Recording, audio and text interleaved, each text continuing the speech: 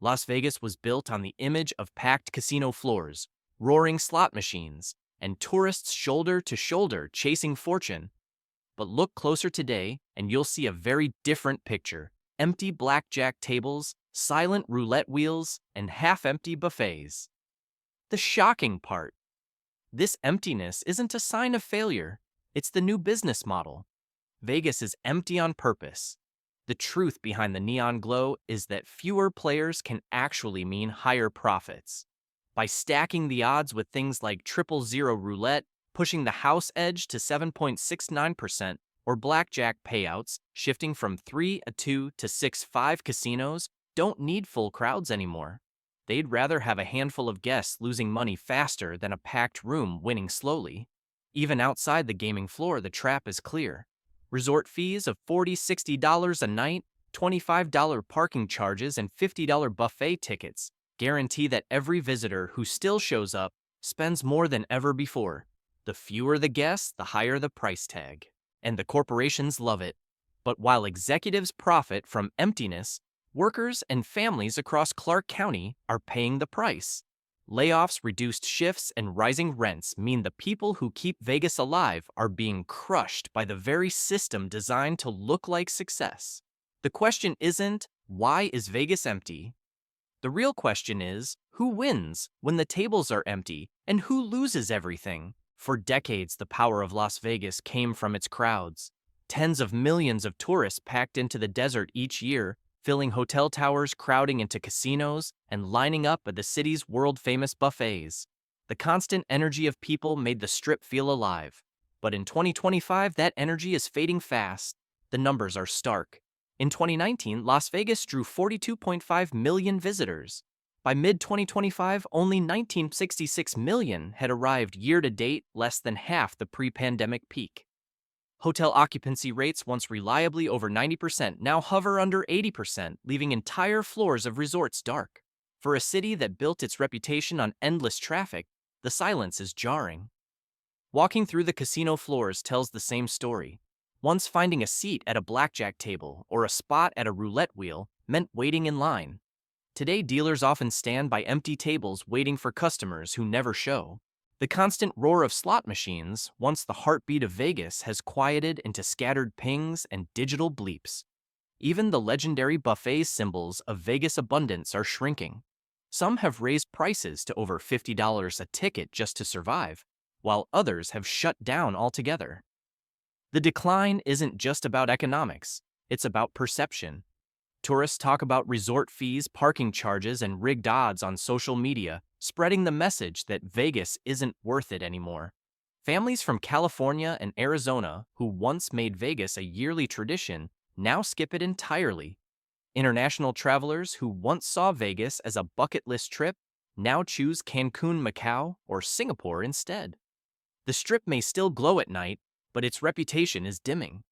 What's most striking is how the emptiness is visible everywhere except the advertising. The billboards still show packed crowds, smiling winners, and tables overflowing with chips. The reality dealers leaning on empty tables, housekeepers cleaning unused rooms, and tourists spending less time and money than ever. The crowds that made Vegas legendary are vanishing, and with them goes the illusion that the Strip is invincible. But here's the twist. The emptiness that should terrify executives doesn't scare them at all. Because for the corporations that control the Strip, fewer tourists don't necessarily mean less money. In fact, emptiness has become part of the strategy, and that's where the story takes a darker turn. At first glance, an empty casino table looks like lost revenue. Fewer players should mean fewer bets, smaller profits, and a weaker Strip. But in Las Vegas 2025, the opposite is true. The city has learned that fewer players losing faster can generate more money than crowded tables winning slowly. This is the twisted logic of the modern Vegas economy. Take roulette. For decades, the standard game in Vegas was double zero roulette with a house edge of 5.26%. That meant the casino kept around $5 for every $100 wagered. Today, more and more tables feature triple zero roulette, which raises the house edge to 7.69%. To the casual gambler, the change seems small, just one extra number on the wheel. But in reality, it makes losses pile up much faster. So even if there are fewer players at the table, each one loses more in less time. An empty table with 2 players on 000 can make more for the house than a crowded 000 game. The same trick plays out with blackjack. Traditionally, a winning hand paid 3-2. Now many Vegas casinos quietly switch to 6-5 payouts, slashing the return for gamblers. The difference is huge. On a $100 bet, a natural blackjack once paid $150. Now it pays only $120. Multiply that across thousands of hands, and the casino rakes in millions in extra profit. And again, the fewer people who play, the faster those losses accumulate. Slot machines follow the same principle. Return to player percentages, RDP, are tighter than ever. Many machines that once returned 95% now pay closer to 88-90%. That may not sound dramatic, but over hours of play, it means players burn through their money faster. One tourist might gamble for 4 hours in the past. Now, with tighter slots, that same bankroll disappears in 2 hours. Fewer players, higher profit margins. Even comp systems, the free drinks meals or rooms once handed out to loyal gamblers, have been gutted. Players now need to wager far more to earn far less. The result is that each customer costs the casino less in giveaways while delivering more in pure revenue. The Strip no longer cares about cultivating loyalty. It cares about extracting maximum dollars per guest. This is why the emptiness doesn't scare corporate executives. A half-empty gaming floor can produce as much or even more revenue than a crowded one. It's not about volume anymore. It's about velocity of loss. If 10 players lose slowly under old rules, that's less money than 3 players losing quickly under new ones. And the strategy doesn't stop at the tables. Resort fees of $40 to $60 per night, parking charges of $25 per day, and buffet tickets at $50 each mean hotels and restaurants don't need to be full to stay profitable. A handful of guests paying inflated fees can replace dozens of guests paying lower prices. The emptiness is built into the model. Perhaps the clearest example came during the Formula One Grand Prix in 2023. Hotels raised rates to over $1,000 per night, driving many regular tourists away. Entire sections of the Strip were closed, angering locals and casual visitors. But for corporations, it didn't matter. The smaller number of high-paying guests offset the absence of the crowds. The event proved that emptiness, if paired with high margins, could still deliver record profits. This is the dark truth about today's Vegas. The city doesn't need the roaring crowds that once defined it. It only needs a few guests willing to pay more, lose faster, and accept worse odds. And for the corporations running the Strip, empty tables are not a failure. They are a strategy. If empty tables really do bring in higher profits, the next question is obvious: why would Las Vegas want emptiness in the first place? The answer lies in the deliberate strategy of the corporations that run the Strip. They've learned how to weaponize emptiness, turning fewer guests into a business model that maximizes margins while cutting costs. The first part of the strategy is labor reduction. A full casino requires more dealers, bartenders, housekeepers, and servers. An emptier casino doesn't. By keeping occupancy below 80% instead of 95%, hotels can quietly reduce shifts and cut thousands of jobs. On a spreadsheet, fewer employees means lower expenses. To workers, it means layoffs and uncertainty. The second part is price inflation disguised as exclusivity. Higher room rates, sometimes over $300 a night, make emptiness look intentional. A half-empty hotel lobby can be spun as exclusive as if guests are paying for privacy. In reality, they're paying more for less. This is why resort fees have ballooned to $40, $60 per night, and parking charges now reach $25 per day. With fewer guests, each one must carry a heavier share of the profit load. Casinos apply the same strategy on the floor. By offering fewer tables and removing player-friendly rules, they reduce costs while increasing the house edge.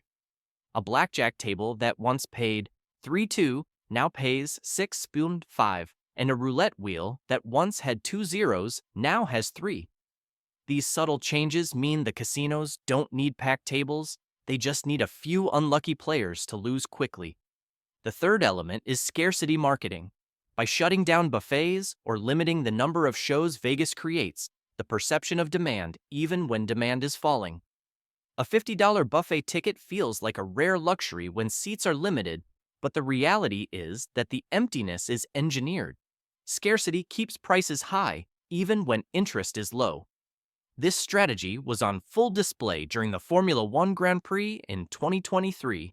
The city deliberately priced out middle-class tourists with $1,000 plus hotel rates, traffic restrictions, and premium-only access. The result was chaos for locals and frustration for regular visitors. But for corporations, the smaller, wealthier crowd meant a spike in profits despite lower overall attendance. The event proved that emptiness could be marketed as exclusivity, and corporations took note. The same logic drives the existence of the Sphere, a $2.3 billion project with massive debt. Its financial foundation depends not on millions of cheap seats, but on a smaller number of premium ticket holders willing to pay top dollar. In this model, emptiness isn't a weakness, it's a design feature. The final piece of the strategy is about investor optics.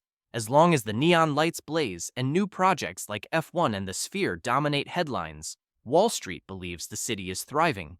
The reality of empty tables and silent slot machines is hidden behind glowing billboards. Corporations don't need crowds, they need perception. And perception drives stock prices and shareholder confidence. This is why the emptiness is not random. It's a calculated system. Fewer guests mean fewer costs, higher prices mean higher margins, and the neon glow keeps investors blind to the decay. Vegas has turned emptiness into a brand selling it as luxury while extracting more money from fewer people. But this model has consequences. While corporations profit, the workers who once depended on bustling casinos are left behind, and the tourists who still come often leave feeling scammed. For now, the emptiness works on paper. But what happens when people stop believing the illusion? The corporate strategy of turning emptiness into profit may look smart in quarterly reports, but on the ground, it has devastating consequences. Behind every empty table and every cost-saving measure is a story of a worker, a family, or an entire community paying the price. The first victims are the workers who make the strip run. Dealers who once handled steady streams of players now stand at vacant tables for hours. Many of them are seeing shifts cut in half or eliminated completely.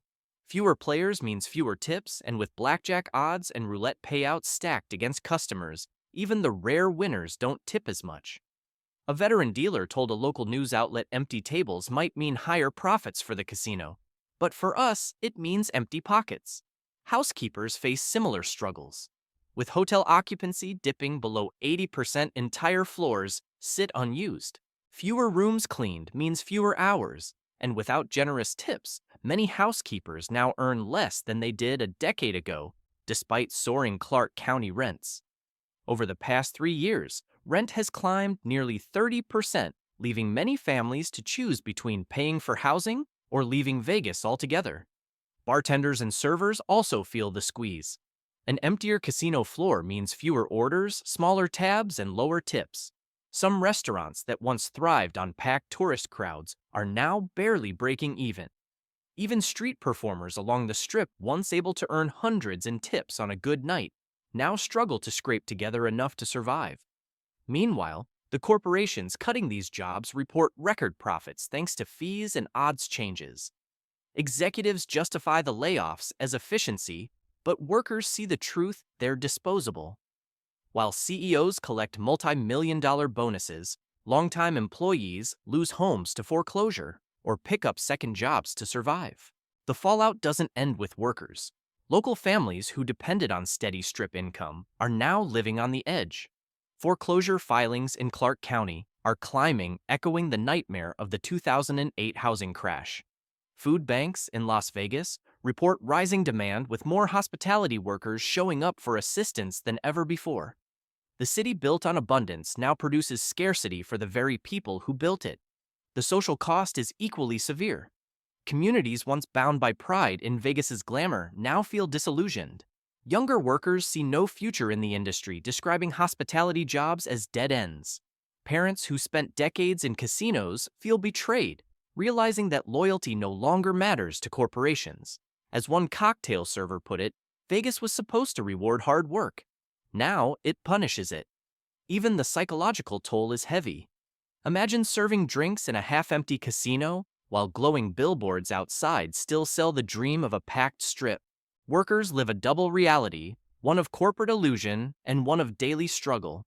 That contradiction breeds bitterness, despair, and mistrust in a system that once promised opportunity. The irony is cruel. The neon glow that lures investors and tourists masks the lives of thousands who keep the lights on but can't pay their own bills. The city profits precisely because the tables are empty, but those empty tables mean the people of Las Vegas are left with emptier lives. This is the human fallout of a city designed to appear full while remaining hollow. And the question now is how long workers and residents can endure being sacrificed for a business model that thrives on their decline. The story of Las Vegas may look like a local crisis, but it's really a national mirror. What's happening on the Strip empty tables? Higher profits. Fewer workers, rising costs reflects the broader direction of the American economy.